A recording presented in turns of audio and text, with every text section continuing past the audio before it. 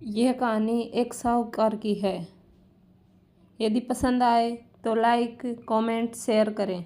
एक साहूकार था जो एक गांव में रहता था। वह बहुत अमीर और धनी था और गांव के अधिकतर लोग उससे पैसे उधार लेते थे। साहूकार की आदत थी कि वह लोगों को उधार दे देता था, लेकिन समय पर पैसे वापस ना देने पर उनकी संपत्ति और जमीनें जब्त कर लेता था। इस वजह से गांव के लोग उससे डरते थे। एक दिन गांव का एक गरीब किसान साहूकार के पास गया और उससे मदद मांगी। किसान की फसल खराब हो गई थी और वह अपने परिवार का पेट पालने के लिए पैसों की ज़रूरत में था। साहूकार ने किसान की हालत का फ़ायदा उठाते हुए उसे ऊंचे ब्याज दर पर पैसे उधार दिए। किसान ने भी सोचा कि किसी तरह वह फसल अच्छी होने पर साहूकार का कर्ज चुका देगा, लेकिन दुर्भाग्यवश अगले साल भी फसल खराब हो गई। किसान साहूकार का कर्ज नहीं चुका सका। साहूकार ने किसान के पास आकर कहा, अगर तुम मेरा कर्ज नहीं चुका सकते तो अपनी ज़मीन और घर मेरे नाम कर दो।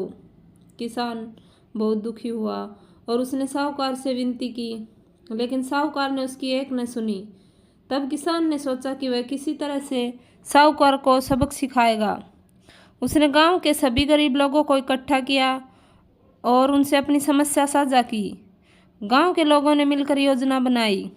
अगले दिन जब साहूकार गांव से बाहर गया हुआ था तो गांव के लोगों ने उसकी हवेली को घेर लिया और वहाँ इकट्ठे हो गए।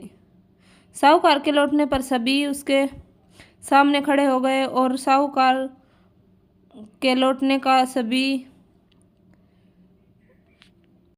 अगले दिन जब साहूकार गांव से बाहर गया हुआ था तो गांव के लोगों ने उसकी हवेली को घेर लिया और वहाँ इकट्ठे हो गए। साहूकार के लौटने पर सभी लोग उसके सामने खड़े हो गए और उसे बताया कि वह उनकी संपत्ति जब्त नहीं कर सकेगा।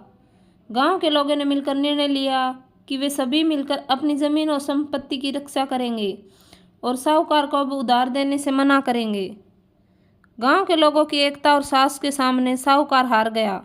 उसने उनकी संपत्ति को जब्त करने की सोची, लेकिन गांव वालों की एकजुटता ने उसे रोक दिया।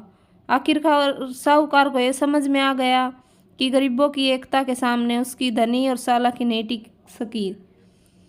सकती। उसने गांव वालों से माफ़ी मांगी और वादा किया कि वह अब किसी का शोषण नहीं करेगा। इस प्रकार गांव वालों ने मिलकर अपनी ज़मीन और सम्मान की रक्षा की और साहूकार को यह सिखाया कि अन्याय और लालच का अंत हमेशा बुरा ही होता है।